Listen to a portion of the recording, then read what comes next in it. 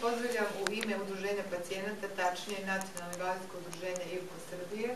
Postojimo 13 godina i danas u Srbiji ima negde oko 5000 ljudi sa izvedenom stomom.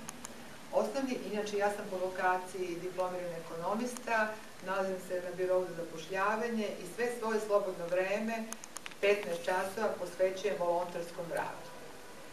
Naš osnovni cilj udruženja je informacija, edukacija pacijenata i članove porodice, odnosno resocijalizacija pacijenata, kada postoji tendencija i vraćanje na posao, pomoć pacijentima da se osnaže, da skupe hrabrost, da se uzdignu, kako naša kaže brošura, da zagrlimo život i da nastavimo dalje.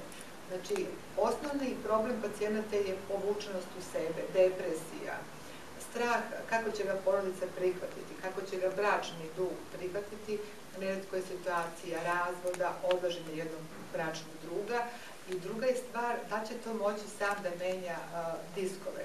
Mi koristimo pomagala, to su diskovi koji se lepe i kese koje dolaze na njih i mi smo se izborili već 13 godina da postoje 5 vrsta tih pomagala. To su priznati svetski proizvođači, doktor zna, ali međutim što nekom pacijentu prija, drugom ne prija. Jako je bitno da hirurg napiše da pacijent ima pravo na 10 diskova, 60 kesa, a da pacijent bude obučen da može da bira ta pomagala.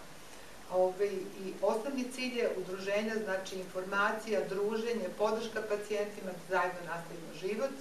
Mi se u Beogradu okupljamo svake srede, to je druženje pacijenata. Jako je bitno da dođu novi pacijenti, članovi porodice, obično Slovenci i Hrvati kažu to su osobe sa izvedenom stomom, su pacijenti, oni koji samo borave u bolnici, a mi smo osobe sa izvedenom stomom, znači da dođu i pre operacije, da se informišu kod nas, da vide da stoma nije bolest, stoma je drugačiji način života.